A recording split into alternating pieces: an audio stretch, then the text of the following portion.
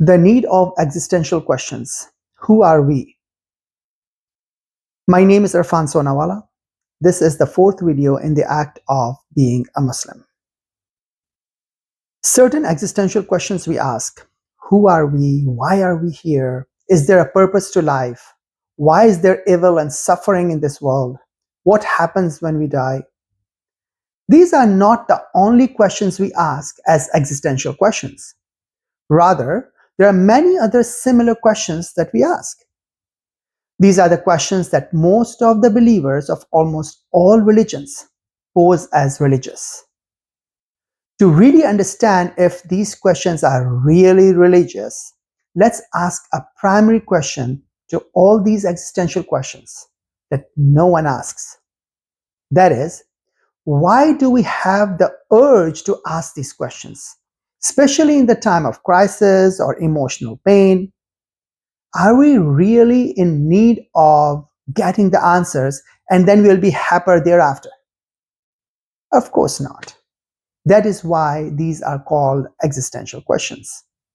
Regardless how convincing a story and answers we make for ourselves, we keep asking these questions over and over again, as if asking those questions is more important and meaningful than believing in their answers, and then never ask these questions again. The emotional satisfaction that these existential questions provide by continuously and perpetually itching our intrinsic urge shows the traces of some intrinsic difficulties and wounds of ourselves that we somehow identify as religious. Let's explore these intrinsic difficulties that come out in form of these questions and demand one to engage merely to itch this perpetual urge. When we ask this type of existential questions as religious questions, like who are we? By that, we don't really mean as a child of our parents or as a particular gender or nationality. Rather, we mean as a human, one of a distinct animal species.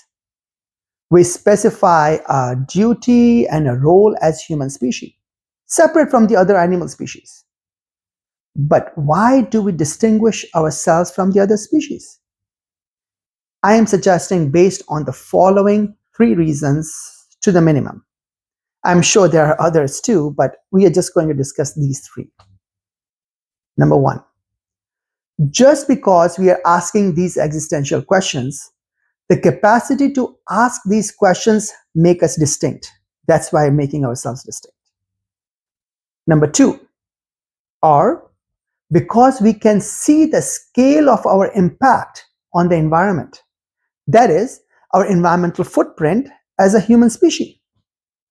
The magnanimity of our footprint relative to the other species, animal species, make us ask these questions. Or the third is our one-sided control of the other animal species make us ask these questions. Probably all these play the role of identifying human as a distinct species, but the most important part of the question, who are we, is making ourselves as an individual, a recognizable subject, distinctly different from the human species as such. As if we can't stop ourselves in the process of creating distinct differentiation. After identifying human species from animals, we keep on identifying ourselves as a subject separate from the other human species. So in the question of who are we, actually we are asking, who am I? Remember, I in this is not merely a father, son, a man, woman, or citizen, or professional. It is intrinsically hidden, me in the we. As if I is the only tool I have for the perception of us. This point hinges on my theorization of faith vis-a-vis Freud's understanding of the whole. Probably I will discuss this in another video. But at the moment, Let's stay with our topic and talk about the reason one. That is, the capacity to ask these questions make us distinct. In one way, I'm making humans distinct from other animals by asking the existential questions, who are we? But at the same time, I'm performing the same act of distinction by posing the same questions, distinguishing myself as a subject separate from the other human. In this act, as I identified humans against animals, that animals don't have capacity to ask these existential questions. I do the same distinction between me and the other humans by generalizing that the other humans are not asking such questions or don't have the right guidance to think about it. The formula for it is that the method creating difference between humans and animals is also to create difference between I and the humans. You can see it here. I'm going to put this formula here, that humans versus animal versus I versus humans. This very question, before we even attempt to think about it, creates value. The value is in the capacity to ask the question. However, there's a small distinction. When we create a distinction between human and the other animals in the act of asking these questions, we assign the exclusivity of reason, as if we humans are the only ones who can ask this question. So we have access to reason exclusively. But it is not the exclusivity to reason that we assign between I and the other humans, as us all have the same access to reason. So we create another type of exclusivity to access to special guidance, to create distinction between I and the other human. As if I have special guidance to think about the questions rightfully than the other humans. So here comes the teleological, that is, functional idea of divinity. Divinity is the special partnership in the functional construction of the self that provides speciality to guidance, creating the distinction between I and the other humans. The speciality assigned to guidance is through the following three methods, I would say. Speciality assigned to divinity, as my God is special than the others' gods. 2, speciality assigned to the relationship between the divinity and me. Although we have the same God, but I have a special relationship than the others. And third is and speciality assigned to the guidance itself, as if the guidance provided to me is wiser or have more secrets, or is the last concluding one, that's why it is complete or perfect, or has truth and secrets that no other guidance has. So this is the first. I provided 3 reasons. One was the capacity to ask this question. This is now the reason number 2. When I, as a modern human subject, see the massive human environmental footprint that makes me identify humans from the other animals, I feel some sort of disgust. The disgust is from the humans, not merely because humans have a bigger footprint than animals, but also because of the idea of luxury we can rationally or morally attach with this bigger environmental footprint. In order for us to remove the idea of disgust, we need to not merely reduce the environmental footprint, but also move away from what is extravagance and luxury to what is purely essential and thus acceptable. This removal of luxury is purely religious exercise that creates a separation between me and the other humans. And then engage into the act of catharsis, either recycling the plastic or saving the tap water. These acts show somehow we engage into be born again human.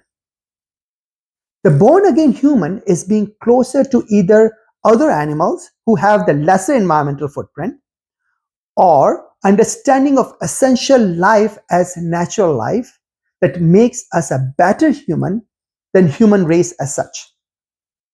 I'm going to put a picture here, and it says that on the beach and in the sea, animals do not leave trash. Humans do. Please behave like animals. At one time in history, having elaborate and rich imperial etiquette was considered as holy or sacred. But in modern times, it is inverse. It is the essential without elaborated and fancy details and etiquettes that is considered natural and thus holy in the modern times.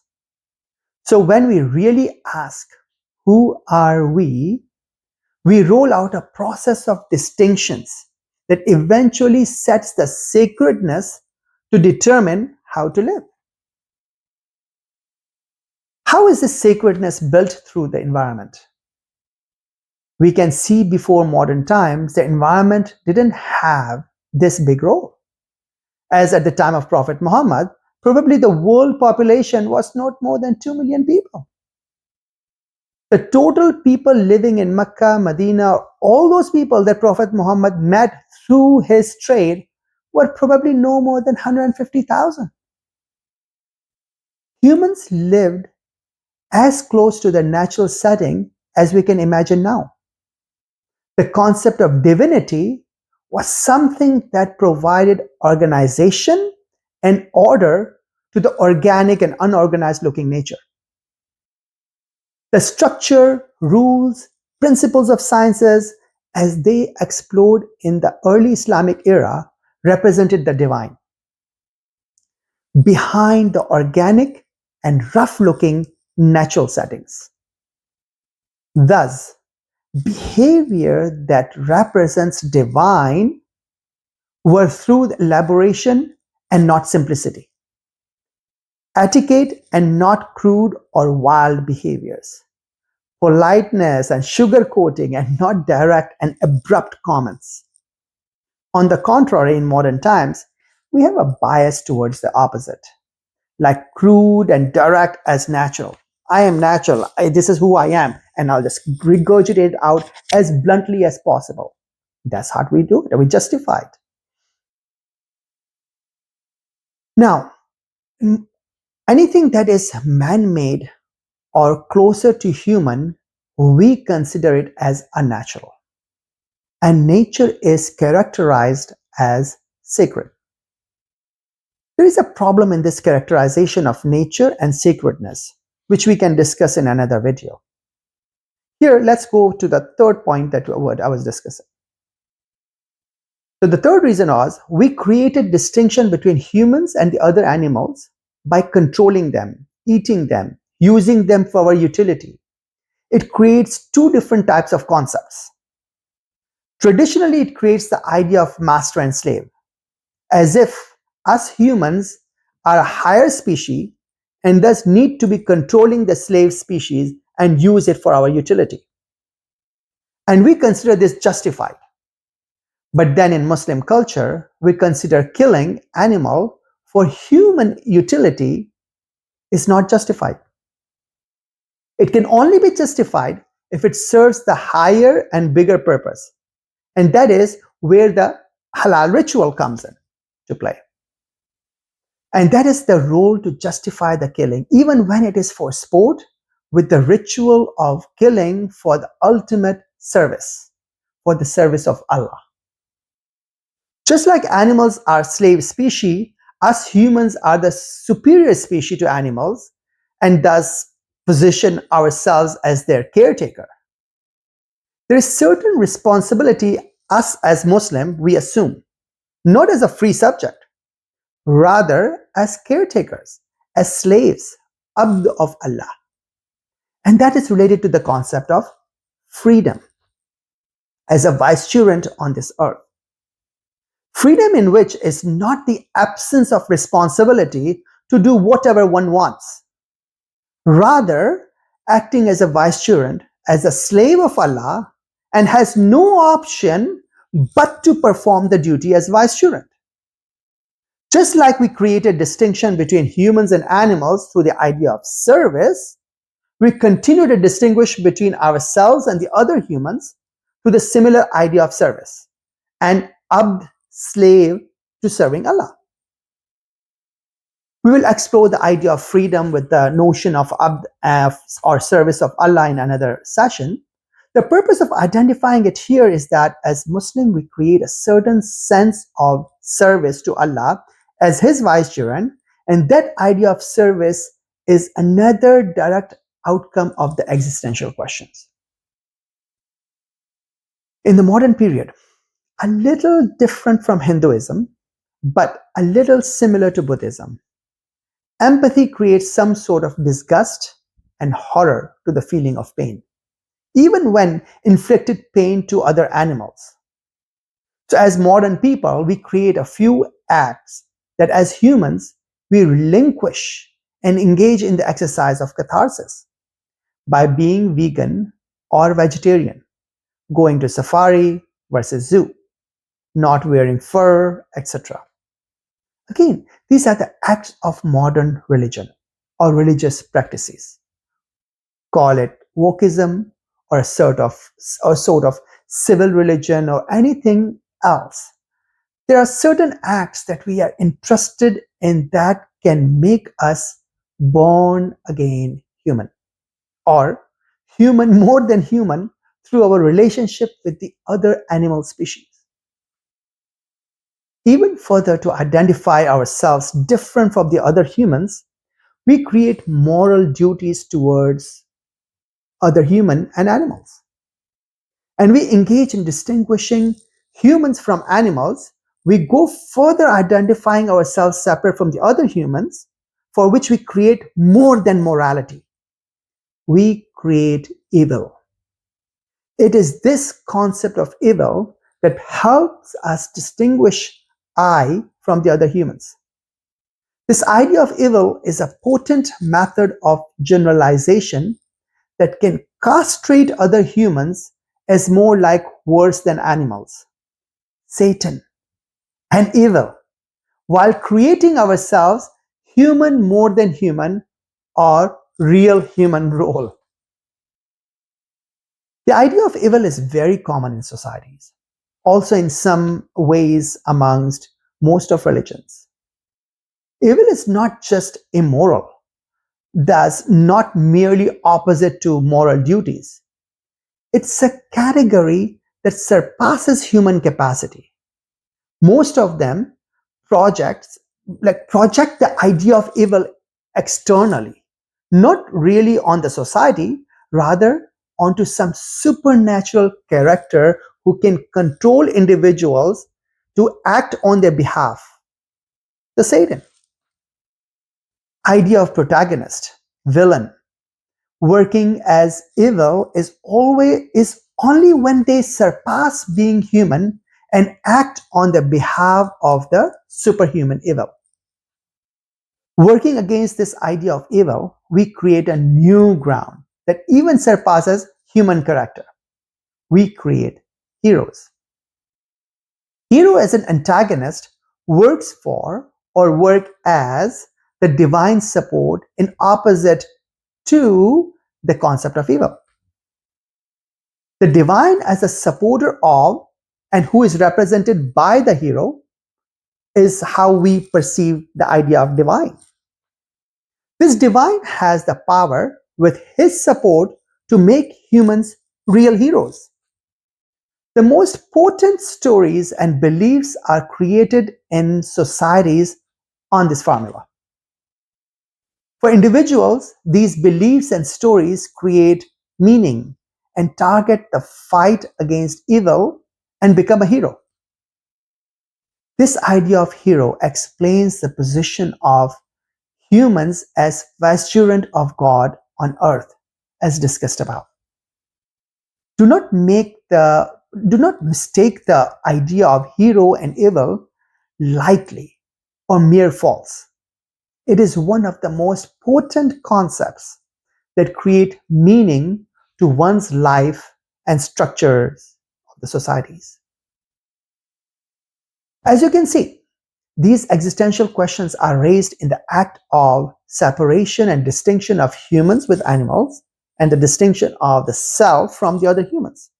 These questions are the most meaning-making questions that create speciality for us amongst other humans.